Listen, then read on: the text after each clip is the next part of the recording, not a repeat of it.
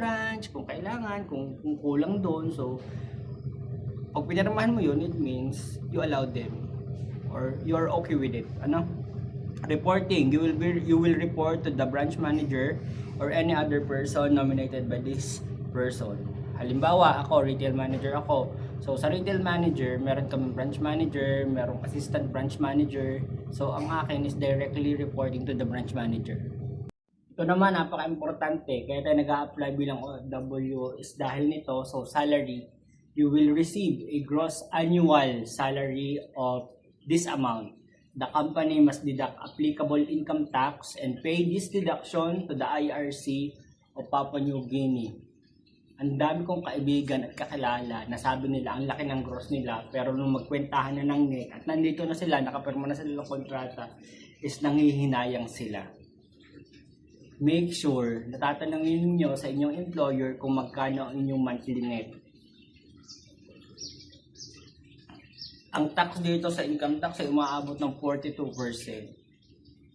Napakalaki noon. For every 1,000k na, 420k na, mapupunta sa government, tapos 500 plus lang ng sayo.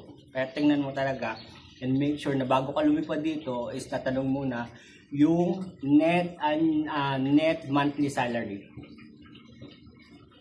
The salary adjustment for future incremental increase will be awarded based on your performance and the performance of the company, taking into account other factors considered relevant to the sole discretion of the company.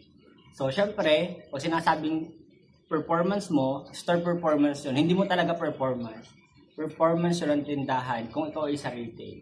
Kasi kahit sobrang galing mo, tapos ang sales naman ninyo ay hindi naman nalaban. So, ayun, baka wala pa rin. Next naman is hours of work. The working hours of employees in this position are from 8 a.m. to 7 p.m. Yun ang sabi sa akin. Pero meron naman akong isang 1 hour lunch from Monday to Sunday. And due to the nature of retail business, you will be required to work 6 days with 1 nominated off day per week. May mga kalala ko, hindi daw sila pinag-off day ng ano. Pag walang off day, make sure na nakalagay sa inyong kontrata na paid yung off day. Or may bayad naman yun. Pero pag sinabi lang sa inyo, huwag ka mag-off day dahil ng, ay naku, please. Sa una pa lang, huwag na kayong pumayag. Hindi pwedeng ganun. At hindi naman masama ang tumanggi kasi pag pumayag kayo, aabusuhin lang kayo, no?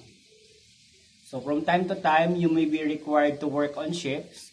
If you are unable to complete your assigned tasks within the standard working hours above, you will be required to work overtime to ensure the completion of work and duties.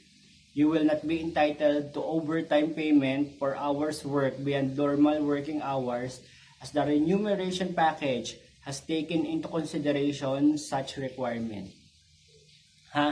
So yun daw binabayad sa iyo na normal working hours is kasama na dapat yung lahat ng effort mo doon. Ibig sabihin, hindi mo na kailangan mag-overtime kasi meron ka na nga 11 oras na pagtatrabaho and 6 na araw na pagtatrabaho sa isang linggo. So, dapat wala na yung overtime kasi Diyos ko pag nag-overtime ka pa, ano ka na, napakabagal mo na, no?